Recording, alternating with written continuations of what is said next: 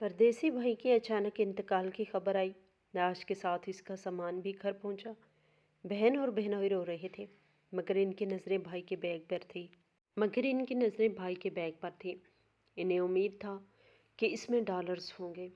रात को सबके सोने के बाद बहन ने चुपके से बैग खोला। कपड़ों के नीचे इसे भाई का पासपोर्ट और एक डायरी मिली। डायरी में एक ऐसी वसीयत थी और पासपोर्ट के अंदर एक ऐसी तस्वीर थी कि बहन वही चीख मार कर बेहोश हो गई। मेरा नाम समिया है और मेरे भाई का नाम वकास था। वो मुझसे 2 साल छोटा था, लेकिन मुझे अपना सब कुछ मानता था, क्योंकि मैंने उसको बड़ी बहन नहीं बल्कि माँ बनकर पाला था। मैंने उसे चलना सिखाया, मैंने उसे बोलना सिखाया, मैंने उसे दुनिया को समझना सिखाया। हम दोनों ही बहुत कम उम्र थे जब हमारी माँ इस दुनिया से चली गई थी, और इससे पहले बाबा भी दुनिया से जा चुके थे। इस वक्त मुझे उम्र से ज़्यादा समझदार बनना पड़ा, क्योंकि मेरे सामने सिर्फ एक ही हकीकत थी कि अब अगर मैं मजबूत ना बनी तो मेरा भाई टूट जाएगा, और अगर वो टूट गया तो मैं खुद भी बिखर जाऊंगी। हम लोग चाचू के घर में रहते थे। वो घर हमारा अपना नहीं था, इसीलिए वहाँ हर कदम सोच समझ के रखना पड़ता था। वो लोग मुझे इस्तेमाल करते थे, मुझसे घर के काम करवाते थे, खाना बनवाते थे। मुझे सब कुछ करना आता था, क्योंकि माँ बाप के जाने की वजह से मैंने सब कुछ सीख लिया था। लेकिन फ़ायदा इन लोगों को हो रहा था। फिर मैं फिर भी चुप हो जाती थी कि चलो 2 वक्त की रोटी मिल रही है। वो मेरे भाई की स्कूल की फ़ीस भी देते थे। मेरी पढ़ाई तो बीच में रह गई, लेकिन मेरे भाई की पढ़ाई तो हो रही थी। मैं अपने ऊपर तो कोई भी बात सुन लेती थी, लेकिन अगर मेरे भाई को कोई कुछ कहता था तो मैं बढ़ चढ़ के बोलती थी। मैं जानती थी अगर मैंने ज़रा सी भी कमज़ोरी दिखाई तो सबसे पहले इसका असर वकास पर पड़ेगा। इसीलिए मैंने अपने दिल के सारे खौफ अपने अंदर दफन कर दिए और सिर्फ इसकी ज़रूरतों को देखा। मैं इसके कपड़े खुद धोती थी, इसका खाना खुद बनाती थी, इसके ज़ख्मों पर खुद मरहम रखती थी। मैंने इसे कभी ये महसूस नहीं होने दिया कि वो यतीम है। वो कभी भी किसी के सामने खुद को कमज़ोर ना समझे। ये मेरी सबसे बड़ी कोशिश थी। वकास के लिए मैं ही सब कुछ थी। वो स्कूल से आता तो सबसे पहले मुझे ढूंढता। अगर मैं नज़र ना आती तो बेचैन हो जाता। वो मुझसे हर बात शेयर करता। इसके दिल में क्या चल रहा है ये मुझे इसकी आंखों से ही पता चल जाता था। वो मेरे लिए ऐसा हो गया था जैसे इसकी पूरी दुनिया में सिर्फ मैं ही हूँ। वो कहता था आप मुझे छोड़कर कहीं नहीं जाना, और मैं मुस्कुराकर कह देती थी कि मैं कहीं नहीं जा रही। वक्त गुजरता गया और हम बड़े होने लगे। ख़ानदान वालों को ये फ़िक्र लाहक हो गई कि अब मेरी शादी होनी चाहिए, क्योंकि इनके नज़दीक एक लड़की की सबसे बड़ी ज़िम्मेदारी इसकी शादी होती है। उन्होंने ये नहीं देखा कि मैं किस हाल में हूँ या मेरा भाई मेरे बगैर कैसे रहेगा। बस ये कहा गया कि अब लड़की बड़ी हो गई है, इसकी शादी करवा दो ताकि हमारी ज़िम्मेदारी ख़त्म हो जाए। मेरे दिल में हज़ारों खदशात थे, लेकिन मैंने ज़बान नहीं खोली, क्योंकि मैं जानती थी कि यहाँ मेरी आवाज़ की कोई कीमत नहीं। अपनी बेटियों की शादी के लिए तो वो लोग बड़े फ़िक्रमंद रहते थे। यानी मेरे चाचू की भी 2 बेटियाँ थीं और मेरे अब्बू की भी थी। इसलिए वो लोग बड़े फ़िक्रमंद रहते थे कि अच्छी जगह पे शादी हो। बड़े रिश्ते रिजेक्ट करके सोच समझ के एक बेटी की अभी तक शादी की थी। बाकियों की अगर रिश्ते पसंद नहीं आते तो रिजेक्ट कर देते थे। लेकिन मेरे लिए गरीब के घर से रिश्ता आया तो इन लोगों ने फ़ौरन हाँ कह दिया कि बस ठीक है, रिश्ता है, बस दे दो। मैं सोचने लगी मेरी माँ बाप जिंदा होते तो वो भी देखभाल के मेरा रिश्ता करते। इस टाइम तक वकास भी जवान जहान था, लेकिन वो सिर्फ मेरी बात मानता था। अगर मैं इसे कहती कि बोलना है तो वो बोलता था, अगर नहीं तो वो नहीं बोलता था। इसीलिए मैंने इसे कहा कि जो हो रहा है होने दो, तो वो भी चुप हो रहा। मेरी शादी ज़ुबैर नामी शख्स से कर दी गई। वो एक गरीब सा आदमी था। इसके पास ज़्यादा दौलत नहीं थी, ना कोई बड़ा कारोबार था, लेकिन वो दिल का बुरा नहीं था। वो बात मानने वाला था और यही बात ख़ानदान वालों को अच्छी लगी। मैंने दिल में ये सोचकर ख़ुद को समझाया कि शायद यही बेहतर है, क्योंकि अगर वो सख्त मिजाज होता तो मेरा भाई मेरे बगैर और ज़्यादा अकेला हो जाता। शादी के बाद भी मैंने वकास का साथ नहीं छोड़ा। मैं हर वक्त इसकी फ़िक्र में रहती थी। इस वक्त वो 18 साल का था। मैं जानती थी اگر میں نے اب بھی اس کے مستقبل کے بارے میں کچھ نہ کیا تو بعد میں پچھتانا پڑے گا۔ اسی لیے میں نے ایک بہت بڑا فیصلہ کیا۔ میں نے اپنی ماں کے پرانے زیورات بیچ لیے، وہ زیورات جو میرے لیے یادگار تھے، اور ایک پرانی زمین بھی تھی جو بابا کی نشانی تھی۔ میں نے سب کچھ بیچ کر وکاس کو باہر کے ملک بھیجنے کا بندوبست کیا۔ وکاس نے جب سنا کہ اسے باہر بھیجا جا رہا ہے تو اس کی آنکھوں میں آنسو آ گئے۔ وہ بار بار یہی کہہ رہا تھا کہ میں آپ کو چھوڑ کر نہیں جانا چاہتا، لیکن میں جانتی تھی کہ یہی اس کے لیے بہتر ہے۔ میں نے اسے مضبوط بننے کا کہا اور وہ میری بات مان گیا، کیونکہ وہ ہمیشہ میری ہر بات مانتا تھا۔ جب وکاس باہر چلا گیا، وہاں اس کی اچھی نوکری لگ گئی، تو میرے شوہر بھی خوش ہو گئے۔ انہوں نے کہا کہ اب تو تمہارا بھائی باہر چلا گیا ہے، اب ہمارے بھی وارے نیارے ہو جائیں گے۔ وہ یہ سمجھ رہے تھے کہ اب ہمیں پیسے کی مدد ملے گی، اور واقعی وکاس نے ہمیں کبھی مایوس نہیں کیا۔ وہ اپنی تنخواہ میں سے ہمارے لیے بھیجتا تھا۔ وکاس میرے لیے ایسا تھا کہ اگر میں اس سے کہہ دیتی کہ ایک ٹانگ پہ کھڑے ہو جاؤ تو وہ پوری رات ایک ٹانگ پہ کھڑا رہتا۔ وہ اتنا فرما بردار تھا کہ اس کی مثال دینا مشکل ہے۔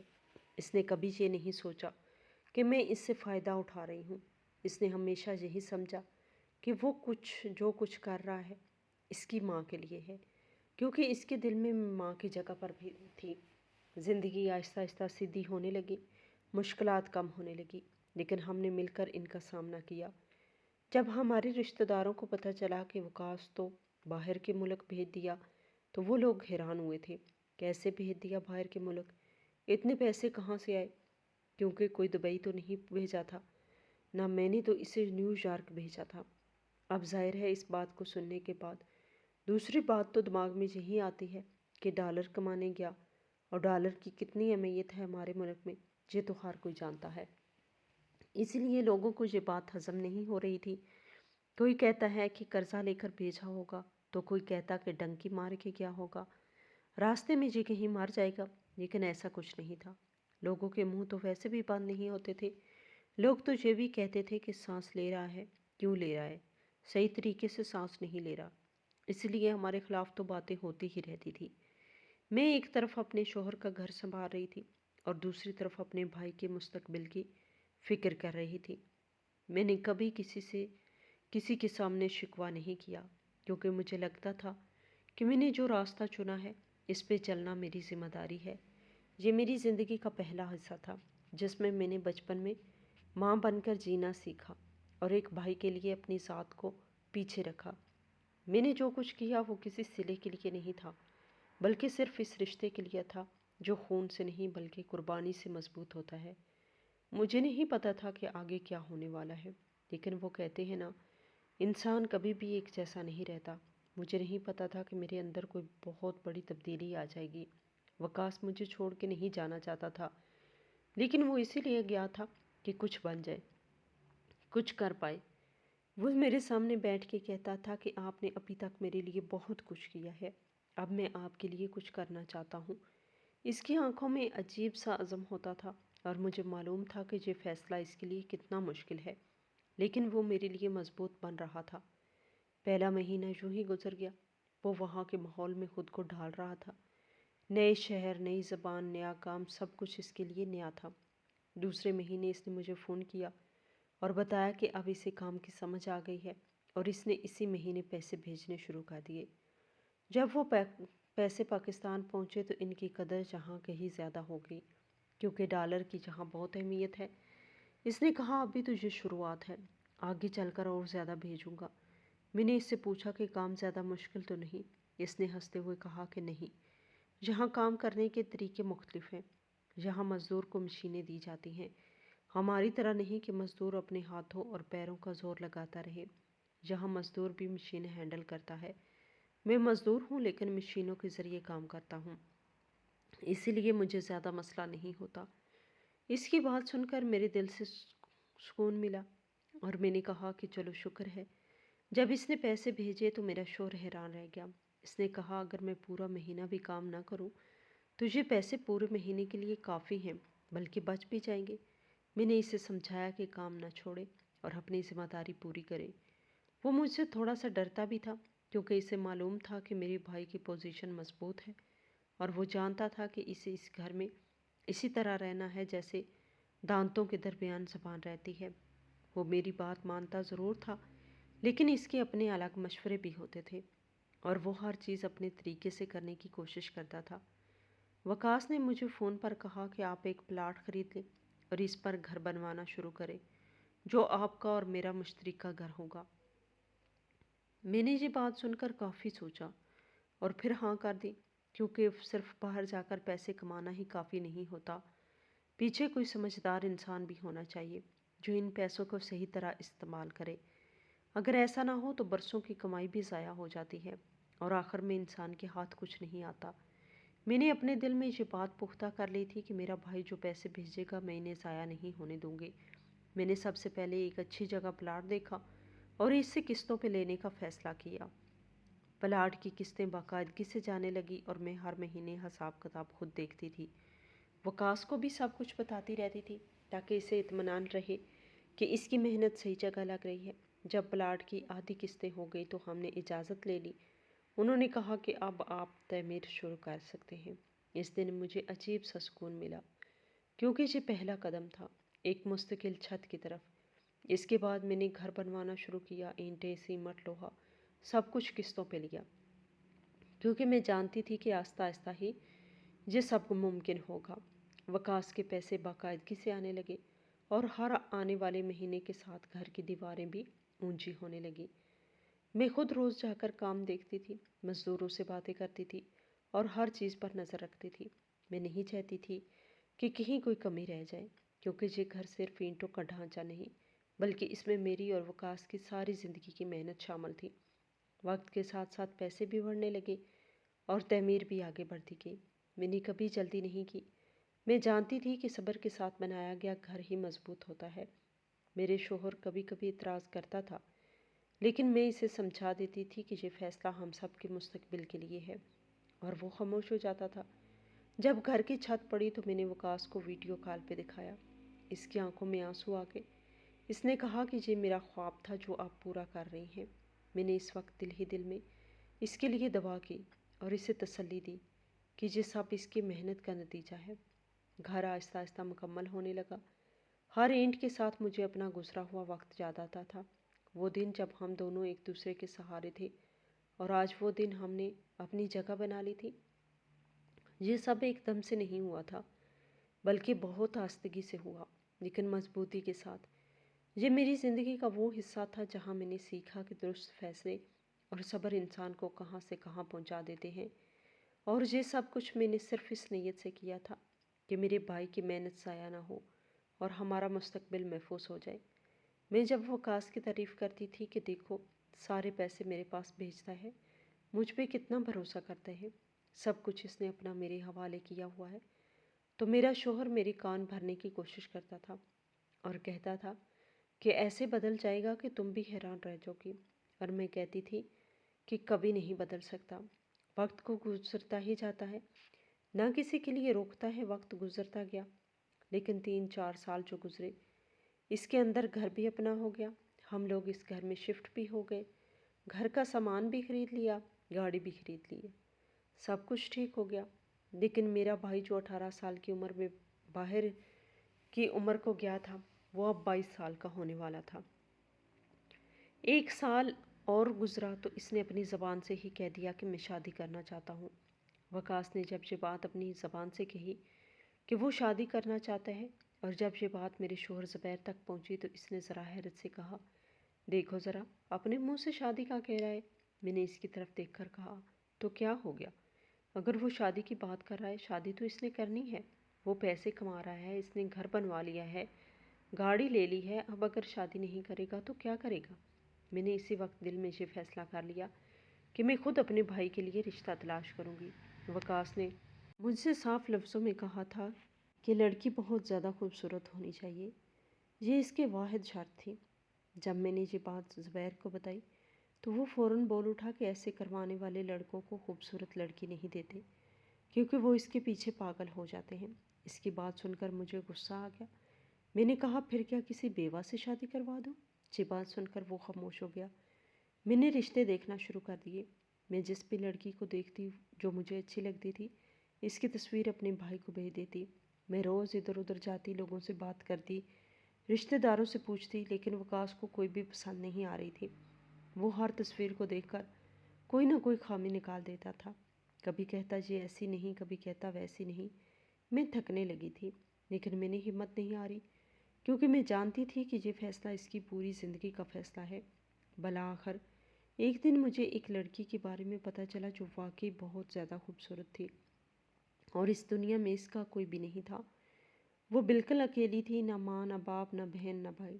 یہ بات میرے دل سے اچھی لگی، کیونکہ میں جانتی تھی کہ ایسی لڑکی ہمارے گھر میں آسانی سے رچ بس جائے گی۔ میں نے اس کی تصویر وکاس کو بھیجی۔ اس نے پہلی ہی نظر میں ہاں کہہ دی اور کہا بس یہی ہے۔ میں نے فوراً اسے رشتے پر بات آگے بڑھائی اور آن لائن ہی منگنی کروا دی۔ بات پکی ہو گئی اور طے یہ پایا کہ جب وکاس 6 مہینے بعد آئے گا تو شادی کر دی جائے گی۔ اس فیصلے کے بعد گھر میں جیسے ہلچل مچ گئی۔ شادی کی تیاریاں زور و شور سے شروع ہو گئی۔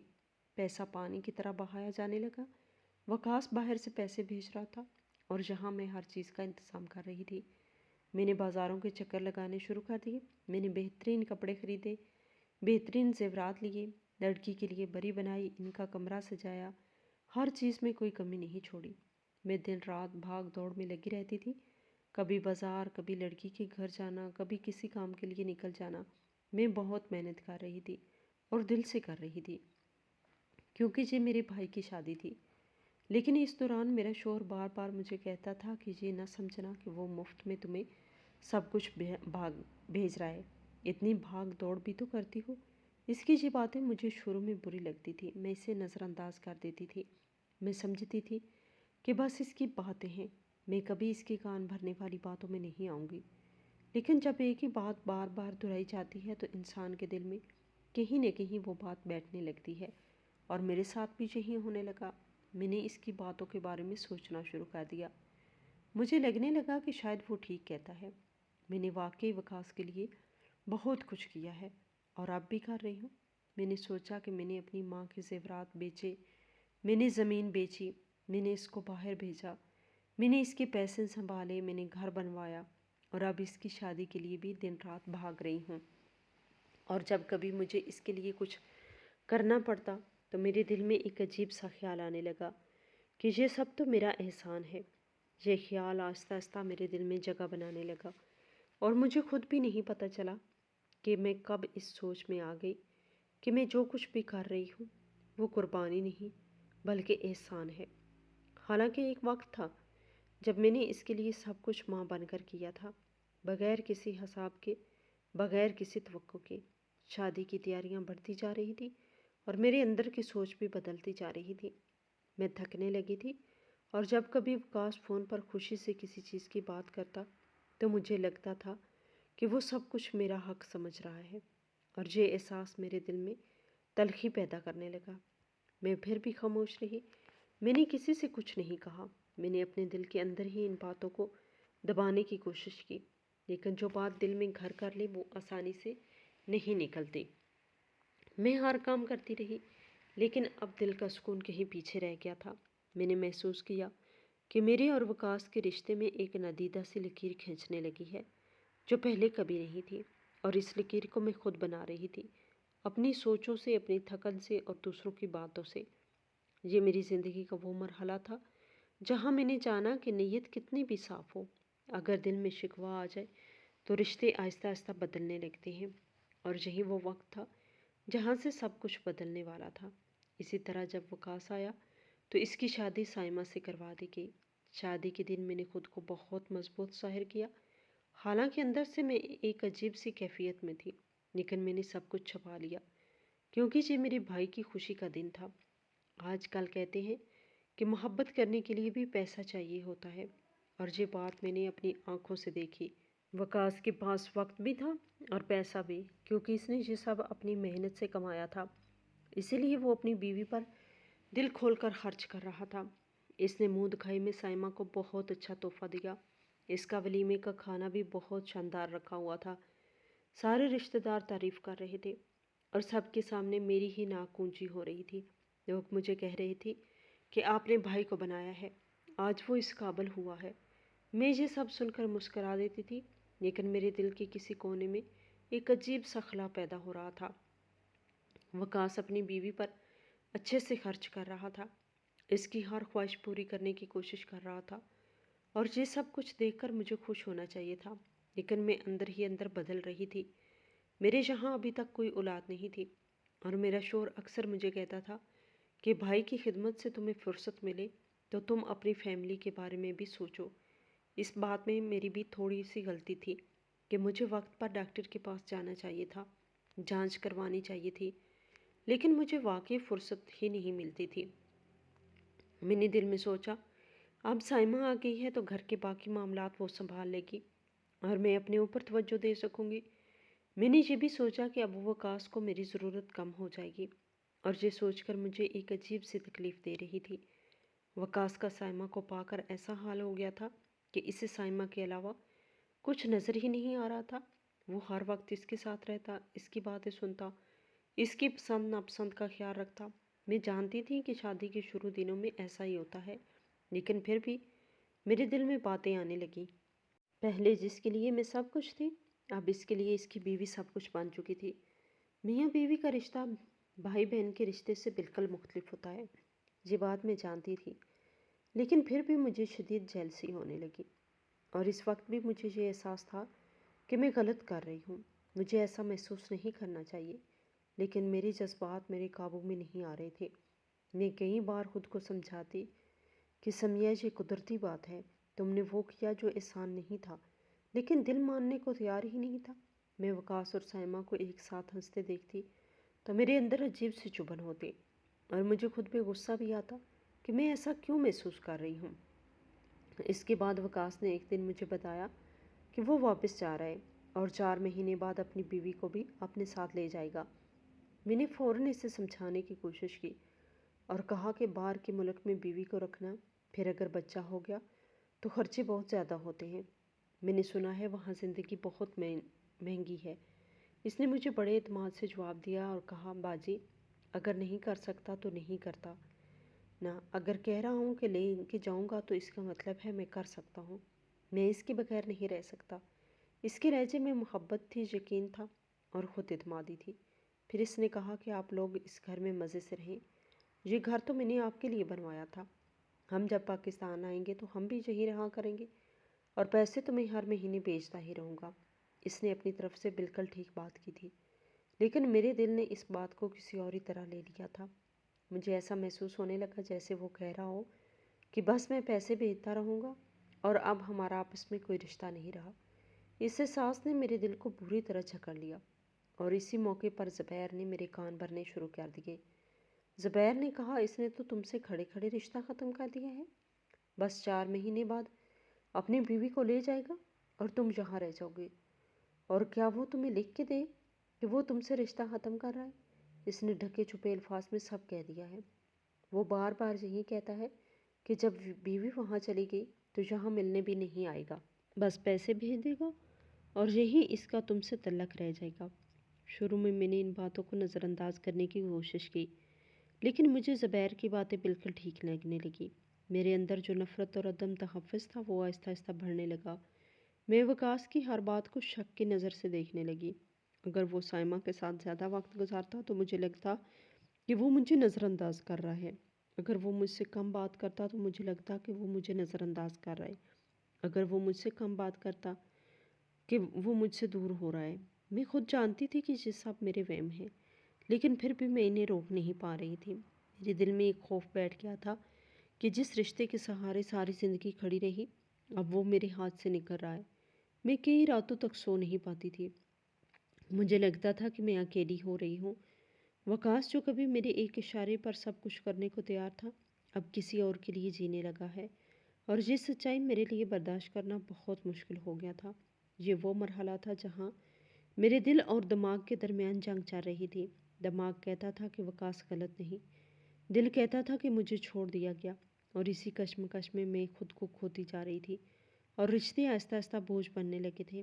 یہ وہ حصہ تھا جہاں محبت، قربانی اور اختیار سب آپس میں گڈ مڈ ہو چکے تھے، اور میں خود بھی نہیں جان پا رہی تھی کہ میں صحیح ہوں یا غلط، لیکن اتنا ضرور جانتی تھی کہ بہت کچھ غلط ہونے والا ہے۔ वकास साइमा को मेरे हवाले करके चला गया। इस दिन मैंने खुद को मजबूत ज़ाहिर किया, लेकिन अंदर कुछ और ही चल रहा था। पहले ही महीने इसने पैसे साइमा के पास भेजने शुरू कर दिए। मैं हस्बे आदत पैसों का इंतज़ार कर रही थी, क्योंकि अभी तक यही होता आया था। एक दिन साइमा मेरे पास आई और आकर कहा कि पैसे आ गए थे, ये आपका हिस्सा है। मैंने चौंक कर इसकी तरफ देखा और कहा, हिस्सा? इसने बिल्कुल सादा लहजे में कहा, हाँ, वकास ने यही कहा था कि पैसे आए तो आपको हिस्सा दे देना। इस एक जुमले ने मेरे अंदर कुछ तोड़ दिया। मुझे यूँ लगा जैसे किसी ने मेरे वजूद को पीछे धकेल दिया हो। मैंने सारी ज़िंदगी जिस चीज़ को अपनी समझा, वो अचानक तकसीम हो गई थी। मेरे अंदर एक अजीब सी आग जलने लगी। मैं बदलने लगी। मेरे दिल में नफ़रत ने जगह बना ली। मैंने साइमा की तरफ देखकर कहा कि दुआ करो मेरी हुकूमत ख़त्म ना हो जाए। मेरा तो अपना शोहर भी कुछ नहीं कमाता। अगर ये सब भी हाथ से निकल गया तो मेरा क्या बनेगा? मैं खुद जानती थी कि मैं क्या कह रही हूँ, और ये भी जानती थी कि ये गलत है। लेकिन इस वक्त मेरे अंदर का खौफ सबसे ताकतवर था। मुझे कहने लगा, साइमा, आहिस्ता आहिस्ता वो सब कुछ ले रही है जो मेरा था। वकास की तवज्जो, वकास के पैसे और वकास की अहमियत। मेरी नफ़रत दिन ब दिन बढ़ने लगी। मैं साइमा को देखती तो मेरे दिल में कांटा सा चुभ जाता। वो खामोश थी, अदब से बात करती थी, मेरे सामने झुकी रहती थी, लेकिन फिर भी मुझे लगता था कि वो मेरी जगह लेने आई है। एक दिन छत पर कपड़े डाल रही थी, मैं भी वहीं मौजूद थी। अचानक इसका पाँव फिसला और नीचे जा गिरी। इस लम्हे वक्त रुक गया। मैं दौड़ सकती थी, मैं चीख सकती थी, मैं फ़ौरन इसे अस्पताल लेके जा सकती थी। मैं जानती थी कि अगर मैं इस वक्त हरकत कर लूँ तो वो बच सकती है, लेकिन मैं वहीं खड़ी रही। मेरे कदम जैसे ज़मीन में गड़ गए हों। मैंने खुद को ये कहकर रोका कि शायद वो खुद ही उठ जाएगी, लेकिन मैं जानती थी ये सच नहीं था। वो मेरे सामने दम तोड़ गई और मैं बस देखती रही। मेरे अंदर खौफ भी था और सुकून भी। मैं इस लम्हे एक अजीब सी कैफियत में थी। इसके बाद मैंने फ़ौरन वकास को खबर दी कि हादसा हो गया है और इसकी बीवी नहीं रही। अस्पताल वालों ने यही बताया कि वो छत से गिरी थी। हमने साइमा को मिट्टी के हवाले कर दिया। मैं इसके जनाजे में भी खड़ी थी। लोग रो रहे थे और मैं खामोश थी। मेरे दिल में ये ख्याल बार बार आ रहा था, मैंने अपनी हुकूमत बचा ली है। वक्त किसी तरह गुजरने लगा। वकास वापस नहीं आया। इसने कहा कि वापस आकर क्या करूँगा, जहाँ सब कुछ ख़त्म हो गया है। इसकी आवाज़ में वो बात नहीं थी जो पहले होती थी, लेकिन मैंने इस पर गौर नहीं किया। 2-3 साल गुजर गए। ज़िंदगी एक नई डगर पे चलने लगी। सारे पैसे फिर से मेरे पास आने लगे। मैंने फिर से सब कुछ अपने हाथ में ले लिया। इसी दौरान मुझे पता चला कि मैं माँ बनने वाली हूँ। मैं खुश हो गई। मुझे लगा कि अब मेरी ज़िंदगी मुकम्मल हो जाएगी। मैंने दिल में सोचा कि अब तो सब कुछ ठीक हो गया है। मेरा शोहर भी मुझसे खुश हो गया। वो कहने लगा, आजकल के ज़माने में सरवाइव करना बहुत मुश्किल है। हमने जो मौका मिला इसे पकड़ लिया। हम अपने मुस्तकबिल के बारे में क्यों ना सोचें। वो कहता था कि तुम्हारे भाई को तो एक से एक लड़की मिल जाएगी, लेकिन हम अगर ये मौका छोड़ देते तो हम यहाँ खड़े होते। मैं इसकी बातों से मुत्तफिक होने लगी। मुझे लगने लगा कि मैंने जो किया वो हालात की मजबूरी थी। मैंने अपने भाई को तो कोई नुकसान नहीं पहुँचाया था। वैसे भी मैं खुद ये समझाती थी कि वो लड़की बचनी थी तो बच जाती। वो तो ऊपर से गिरी थी। लेकिन मुझे ये अंदाज़ा बिल्कुल नहीं था कि वकास साइमा से कितनी मोहब्बत करता था। वो बाहर था लेकिन अंदर से टूट चुका था। वो कम बोलने लगा था, इसकी आवाज़ में खालीपन आ गया था। वो पैसे भेजता रहा लेकिन वो वकास नहीं रहा जिसे मैं जानती थी। मैं अपनी दुनिया में खुश थी, अपनी आने वाली औलाद के ख्वाब देख रही थी, अपनी हुकूमत के मजबूत होने पे मुतमिन थी। मुझे ये एहसास नहीं था कि मैंने जो बोया है वो एक दिन काटना भी पड़ेगा, और ये भी नहीं जानती थी कि खामोशी बाज़ औक़ात चीखों से ज़्यादा ख़तरनाक होती है। मैंने समझा था कि मैं जीत गई हूँ, लेकिन असल में मैं खुद से हार चुकी थी, और ये हार मुझे बहुत देर बाद समझ आने वाली थी। इसी तरह 2 साल गुजर गए। वक्त जैसे रुका रुका सा चल रहा था। मैंने एक दिन वकास से कहा कि तुम्हारे लिए कोई लड़की तलाश करती हूँ, तुम शादी कर लो। इसने बहुत सादा लहजे में जवाब दिया कि मेरा शादी करने का बिल्कुल भी दिल नहीं करता। मुझे इसके जवाब में कोई सख्ती महसूस नहीं हुई, बस एक खालीपन था। इन दिनों वो मुझसे पहले की तरह बात भी नहीं करता था। ऐसा नहीं था कि बिल्कुल खामोश हो गया, लेकिन खुद से फ़ोन नहीं करता था। अगर मैं फ़ोन करती तो मेरी बात सुन लेता था, मुख्तसर जवाब देता और कहता कि मसरूफ़ हो। मैं दिल ही दिल में ये बात मान लेती थी कि शायद काम की वजह से ऐसा हो गया है। अल्लाह ने मुझे बेटी दी तो मेरी खुशी दोबाला हो गई। میں نے سوچا کہ اب تو سب کچھ ٹھیک ہے۔ وکاس نے اس بچی کے لیے بھی بہت کچھ بھیجا، کپڑے، کھلونے اور پیسے۔ مجھے یہ دیکھ کر لگتا تھا کہ میری زندگی میں سب کچھ اپنی جگہ پر ہے۔ تقریباً 6 یا 7 مہینے گزرے ہوں گے۔ ایک دن اچانک ایک بری خبر آئی۔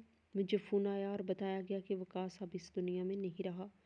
جہاں وہ کام کرتا تھا وہیں پر اس کے ساتھ حادثہ ہو گیا اور وہ دنیا سے چلا گیا۔ اس لمحے میرے پاؤں کے نیچے سے زمین نکل گئی۔ میں نے فون ہاتھ سے گرا دیا۔ مجھے کچھ سنائی نہیں دے رہا تھا، کچھ دکھائی نہیں دے رہا تھا۔ بس ایک جملہ میرے کانوں میں گونج رہا تھا کہ میرا بھائی نہیں رہا۔ کمپنی والوں نے بتایا کہ انہوں نے میت وہیں دفنا دی ہے اور صرف اس کے 2 بیگ یعنی اس کا سامان پاکستان بھیجا جا رہا ہے۔ انہوں نے ہمیں تصویر بھیجی جس میں قبر دکھائی گئی تھی۔ میں اس تصویر کو دیکھتی رہی اور میری آنکھوں سے آنسو بہتے رہے۔ یہ دن میری زندگی کا سب سے برا دن تھا۔ میرے دل پر کیا گزری یہ میں ہی جانتی تھی۔ میرا بھائی مٹی کے حوالے ہو گیا اور میں اسے دیکھ بھی نہ سکی۔ میں نے تو اسے 3 سال سے دیکھا بھی نہیں تھا۔ گھر میں کہرام مچ گیا، لوگ آتے رہے، تسلیاں دیتے رہے۔ سب یہی کہہ رہے تھے کہ پردیسیوں کے ساتھ تو یہی ہوتا ہے، یہ سب برداشت کرنا پڑتا ہے۔ میں ان کی باتیں سن رہی تھی لیکن میرے دل تک کچھ نہیں پہنچ رہا تھا۔ میرے شوہر نے مجھے تسلی دی، وہ بار بار یہی کہتا رہا کہ ہمت کرو، وقت کے ساتھ سب ٹھیک ہو جائے گا۔ میں خاموش رہی۔ میرے اندر کچھ ٹوٹ چکا تھا اور میں اسے جوڑنے کی کوشش بھی نہیں کر پا رہی تھی۔ چند دن بعد وہ 2 بیگ گھر آ گئے جو کمپنی والوں نے بھیجے تھے۔ وہ بیگ کمرے کے ایک کونے میں رکھ دیے گئے۔ میں ان کی طرف دیکھ بھی نہیں پا رہی تھی۔ مجھے لگتا تھا کہ ان بیگ میں وکاس کی سانسیں بند ہیں۔ ایک دن میرے شوہر نے آہستہ سے کہا کہ بیگ تو کھول کر دیکھیں، ہو سکتا ہے ان میں ڈالر ہوں، پیسے ہوں۔ اس کی بات سن کر مجھے عجیب سا لگا، لیکن میں نے کہا کہ دیکھتے ہیں۔ میں اس وقت نہیں جانتی تھی کہ ان بیگ کے اندر کیا ہے اور یہ بھی نہیں جانتی تھی کہ وہ بیگ میری زندگی کو کس طرف موڑ دینے والے ہیں۔ بیگ کھولا تو اس کے اندر صرف کپڑے تھے، وہی کپڑے جو میرا بھائی وہاں پہ پہنتا تھا۔ اس کے روزمرہ استعمال کی چیزیں تھیں۔ کوئی بھی ڈالر نہیں تھا، کوئی بھی چیک نہیں تھا، کوئی لفافہ نہیں تھا جس میں پیسے ہوں۔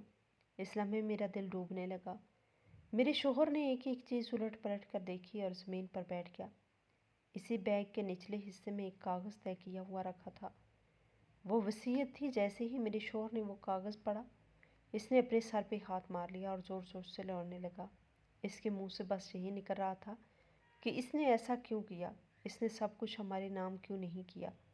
وصیت میں صاف تھا کہ میرے بھائی نے اپنی ساری کمائی ایک پاکستانی ٹرسٹ کے نام کر دی ہے۔ وہ پیسہ جو برسوں کی محنت سے اس نے جمع کیا تھا، وہ سب اب ہمارے ہاتھ سے نکل چکا تھا۔ میرے شوہر چیخنے لگا کہ گھر اور گاڑی تو ہمارے پاس ہے، لیکن اب پیسہ کہاں سے آئے گا، ہم کیسے گزارا کریں گے۔ میں خود بھی اندر سے ٹوٹ چکی تھی۔ ہم لوگوں نے اپنے خرچے بہت بڑھا لیے تھے۔ ہمارا ایک دن کا خرچہ 5,000 روپے سے کم نہیں تھا۔ میں سوچ رہی تھی کہ اب کیا ہوگا، یہ سب اچانک کیسے ختم ہو گیا۔ اسی دوران میری نظر بیگ کے ایک کونے پر پڑی ایک ڈائری پر گئی۔ میں نے وہ ڈائری اٹھائی۔ جیسے ہی میں نے اس کے پہلے صفحے پہ لکھا ہوا پڑھا، میرے ہاتھ کانپنے لگے اور میرے منہ سے چیخ نکل گئی۔ اس ڈائری میں میرے بھائی کے ہاتھ کی تحریر تھی۔ اس نے لکھا تھا کہ میری بہن نے میری بیوی کو اس دنیا سے جانے دیا۔ میری بہن میری نظروں میں گر گئی ہے اور میں اسے کبھی معاف نہیں کروں گا۔ یہ الفاظ میرے دل میں خنجر کی طرح اترتے چلے گئے۔ میرے شوہر نے وہ ڈائری میرے ہاتھ سے چھین لی اور پڑھنے لگا۔ اس کے چہرے کا رنگ اڑ گیا۔ اسی ڈائری کے آخری صفحے میں ایک چھوٹی سی USB ٹیپ کی ہوئی تھی۔ میرے شوہر نے وہ نکالی اور خاموشی سے کمپیوٹر میں لگا دی۔ اسکرین ہوئی تو ایک ویڈیو چلنے لگی۔ وہ ویڈیو سامنے والوں کے گھر میں لگے CCTV کیمرے کی تھی۔ اس کیمرے کا رخ ہمارے گھر کے لانچ کی طرف تھا، یعنی کار پورچ کی طرف۔ ویڈیو میں صاف نظر آ رہا تھا سائمہ زمین پر گری ہوئی تھی، وہ ہل بھی نہیں پا رہی تھی اور میں آرام سے کرسی پر بیٹھی ہوئی تھی۔ میرے ہاتھ گود میں رکھے تھے اور میری نظریں اس پہ جمی ہوئی تھی۔ وقت گزر جاتا جا رہا تھا اور میں اٹھ نہیں رہی تھی۔ میں اس کے پاس نہیں جا رہی تھی، میں مدد کے لیے نہیں پکار رہی تھی۔ ویڈیو میں یہ بھی نظر آ رہا تھا کہ سائمہ کی سانسیں آہستہ آہستہ ختم ہو رہی تھی اور میں بس دیکھ رہی تھی۔ میں نے چیخنا شروع کر دیا۔ میرا جسم کانپ رہا تھا، میری ٹانگوں میں جان رہی تھی۔ میرے شوہر نے کمپیوٹر بند کر دیا، لیکن وہ منظر میرے دماغ میں نقش ہو چکا تھا۔ مجھے اس لمحے احساس ہوا کہ جب میرے بھائی نے یہ سب دیکھا ہوگا تو اس کے دل پہ کیا گزری ہوگی۔ اس کا مجھ پہ جو مان تھا، جو اندھی محبت تھی، وہ کس طرح ایک لمحے میں ٹوٹ گئی ہوگی۔ اسی لیے تو مجھ سے بات نہیں کرتا تھا، اسی لیے وہ واپس نہیں آیا۔ وہ شاید اسی غم نے اسے اندر سے کھا لیا اور اسی دکھ کے ساتھ اس دنیا سے بھی چلا گیا۔ میں تو اس کی نظروں میں ویسے ہی گری تھی جیسے سائمہ اوپر والی منزل سے گری تھی۔ فرق صرف اتنا تھا کہ سائمہ جسم سے گری تھی اور میں کردار سے۔ وہ مجھ سے ناراض ہو کر اس دنیا سے گیا تھا، اب آخرت میں اس کو کیا منہ دکھاتی۔ وہ تو سائمہ کے پاس چلا گیا تھا، لیکن آخرت میں وہ دونوں میرا گریبان پکڑتے۔ میں زمین پر بیٹھ گئی، میرے ہاتھوں سے ڈائری پھسل گئی، میری کانوں میں صرف ایک ہی آواز گونج رہی تھی کہ میں نے کیا کر دیا۔ میں نے اپنے بھائی کو مارا نہیں تھا، لیکن میں نے اسے زندہ رہنے کی وجہ ضرور مار دی تھی۔ میں نے اس کی دنیا اجاڑ دی تھی۔ اس لمحے مجھے اپنے سارے بہانے جھوٹے لگنے لگے۔ میری حکومت، میرا خوف، میری انسیکیورٹی، سب مجھے گندگی لگنے لگی۔ میں نے سوچا کہ میں نے سب کچھ بچا لیا تھا، لیکن اصل میں نے سب کچھ کھو دیا۔ میرا بھائی، میری عزت، میرا سکون سب ختم ہو چکا تھا۔ گھر کی دیواریں مجھے گھور رہی تھی، وہی گھر جو اس نے میرے لیے بنوایا تھا، اب مجھے قید خانہ لگ رہا تھا۔ میں چیختی رہی، روتی رہی، لیکن وقت پیچھے نہیں لوٹا۔ سائمہ واپس نہیں آئی، وہ خاص واپس نہیں آیا۔ ایک دن مجھے پہلی بار یہ احساس ہوا کہ کچھ گناہ ایسے ہوتے ہیں جن کی سزا دنیا میں نہیں ملتی، وہ سیدھی آخرت کے لیے جمع ہو جاتے ہیں۔ اور میں یہ جان چکی تھی کہ میرا حساب بہت بھاری ہونے والا ہے۔ میرے شوہر نے اتنے سال عیش کیا، شادی کے 13 سال تک اس نے عیش کیا۔ وہ برسوں بغیر کسی فکر کے جیتا رہا، میرا بھائی کماتا رہا اور گھر چلتا رہا۔ اب وہ چھوٹے موٹے کام کرتا ہے، کبھی کسی دکان پر، کبھی کسی کے ساتھ مزدوری۔ کسی طرح اس نے گھر کا سلسلہ چلایا ہوا ہے۔ میں روز روتی ہوں، روز مجھے میرے بھائی کی باتیں یاد آتی ہیں۔ وہ کتنا بھروسہ کرتا تھا مجھ پر۔ وہ کیسے کہتا تھا کہ باجی آپ ہو تو مجھے کسی کی ضرورت نہیں۔ وہ مجھے ماں کہتا تھا، وہ مجھے سایہ کہتا تھا، اور میں نے وہی سایہ اس کے سر سے چھین لیا۔ میں سوچتی ہوں جب اس نے ویڈیو دیکھی ہوگی تو اس کے دل پر کیا گزری ہوگی، وہ لمحہ اس کے لیے کیسا رہا ہوگا۔ اس کے ہاتھ کانپ گئے ہوں گے، اس کی سانس رک گئی ہوگی، اس کی آنکھوں کے سامنے سب کچھ اندھیرا ہو گیا ہوگا۔ میں نے اس کی زندگی شروع ہونے سے پہلے ہی ختم کر دی۔ اس کی شادی شدہ زندگی، اس کی خوشی، اس کے خواب۔ وہ کیا سوچتا ہوگا میرے بارے میں؟ وہ جس بہن کو ماں مانتا تھا، جس پر اندھا بھروسہ کرتا تھا، اسی نے اس کی دنیا اجاڑ دی۔ اکثر سوچتی ہوں کیا اس نے مجھے بد دعا دی ہوگی؟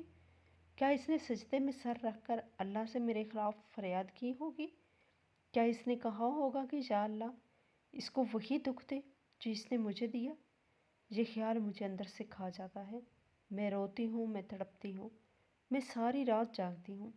میں نے سب کچھ آزما لیا، نمازیں، دعائیں، صدقہ، سب کچھ۔ کچھ بھی میرے دل کو سکون نہیں دیتا۔ وہ مجھے خوابوں میں بھی نہیں آتا۔ شاید وہ بھی مجھ سے منہ موڑ چکا ہے، شاید وہ مجھے دیکھنا بھی نہیں چاہتا۔ یہ خیال میرے لیے سب سے زیادہ تکلیف دہ ہے۔ میں ہر دن خود کو سزا دیتی ہوں، خود کو مجرم مانتی ہوں۔ میں کسی سے یہ بات نہیں کہہ سکتی، لیکن میرے اندر ایک عدالت لگی رہتی ہے، جہاں میں ہی جج ہوں، میں ہی مجرم ہوں اور میں ہی سزا یافتہ ہوں۔ میری ہنسی ختم ہو چکی ہے، میرا سکون ختم ہو چکا ہے، میری نیند مجھ سے روٹھ گئی ہے۔ میں اپنے بچوں کو دیکھتی ہوں تو دل کانپ جاتا ہے۔ میں سوچتی ہوں کہ میں کیسی ماں ہوں جس نے ایک عورت کو مرتے دیکھا اور خاموش رہی۔ اب تو مجھے مرنے سے بھی ڈر لگتا ہے۔ مجھے اس دن سے ڈر لگتا ہے جب میں اللہ کے سامنے کھڑی ہوں گی۔ میں کیا منہ دکھاؤں گی؟ میں کیا جواب دوں گی؟ میں جانتی ہوں کہ اللہ بہت رحم کرنے والا ہے، لیکن میں یہ بھی جانتی ہوں کہ وہ سب دیکھتا ہے۔ وہ جانتا ہے کہ میرے دل میں کیا تھا، وہ جانتا ہے کہ میں اٹھ سکتی تھی، میں بچا سکتی تھی، میں نے نہیں بچایا۔ میری سزا شاید یہی ہے کہ میں زندہ ہوں اور روز مر رہی ہوں، ہر یاد کے ساتھ، ہر آنسو کے ساتھ۔ میں نے اپنی کہانی جہاں پر ختم کر دی ہے۔ یہ ایک عورت کی کہانی ہے جو خود کو بچاتے بچاتے سب کچھ کھو بیٹھی۔ یہ انجام اس محبت کا جس میں اختیار آ جائے، اور اس خوف کا جو انسان کو انسان نہیں رہنے دیتا۔ ہماری آج کی یہ کہانی کیسی لگی کمنٹ باکس میں اپنی رائے کا اظہار ضرور کریں، اور مزید اس طرح کی کہانیاں سننے کے لیے ہماری ویڈیو کو لائک کریں، شیئر کریں اور ہمارے چینل کو بھی سبسکرائب کریں۔ شکریہ۔